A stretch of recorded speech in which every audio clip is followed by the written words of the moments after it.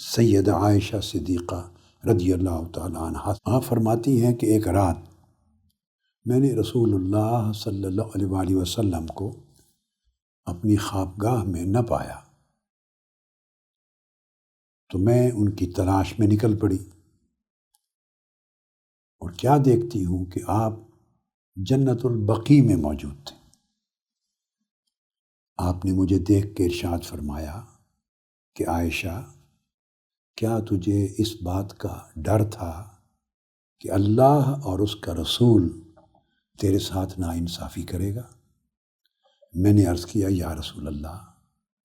ایسی بات نہیں، میں نے سوچا شاید آپ کسی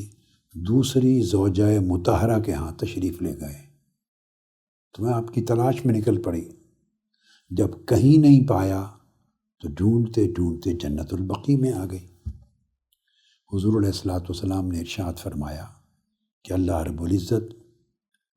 شعبان کی یہ جو 15ویں شب ہے، نصف شعبان کی شب، اپنی شان الوہیت اور شان قدرت اور شان رحمت کے لائق آسمان دنیا پر اپنا نزول اجلال فرماتا ہے، اور قبیلہ بنو کلب کی بکریوں کے بالوں کی تعداد سے بھی زیادہ لوگوں کو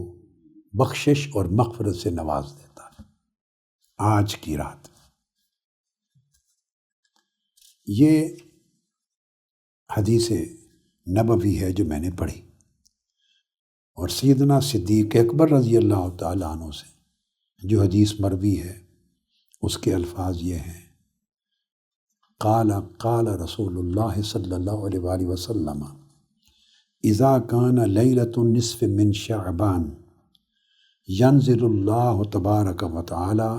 الی سماء الدنیا فیغفر لعبادہ الا ما کان من مشرک اور مشاہن لأخیہ۔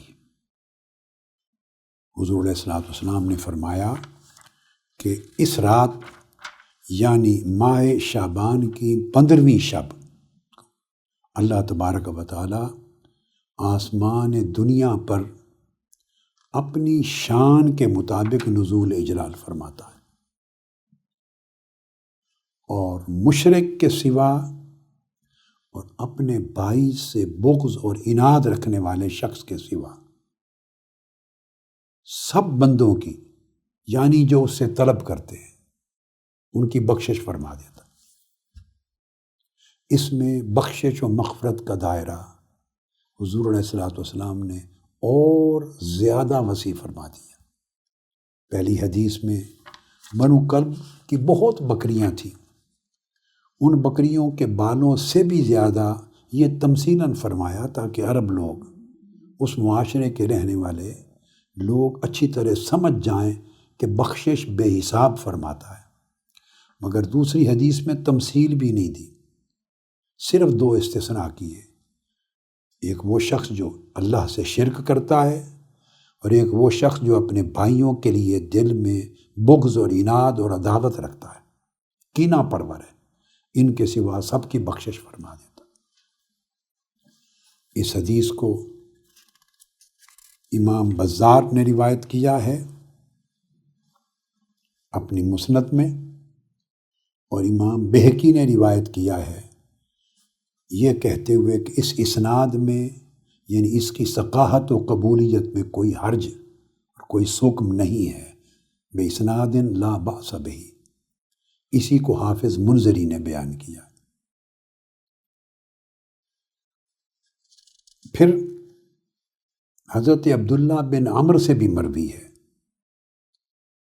اس میں حضور علیہ الصلوۃ والسلام نے ارشاد فرمایا ان رسول اللہ صلی اللہ علیہ وآلہ وسلم قال یطلع اللہ الی خلقہ لیلۃ النصف من شعبان فیغفر لعبادہ الا لاثنین مشاہن و قاتل نفس۔ اس حدیث میں 2 الگ ایکسیپشنز بیان کیے کہ 15 شعبان کی اس رات کو، نصف شعبان کی شب کو، آقا علیہ الصلوۃ والسلام فرماتے ہیں کہ اللہ رب العزت آسمان دنیا پر اپنی شان جلالت کے مطابق اظہار فرماتا، اور دو افراد کے سوا جو چغل خور ہیں، یعنی اپنے بھائی کی پشت کے پیچھے اس کی چغلی کرتے ہیں، غیبت کرتے ہیں، برائی بیان کرتے ہیں، اس کے سوا،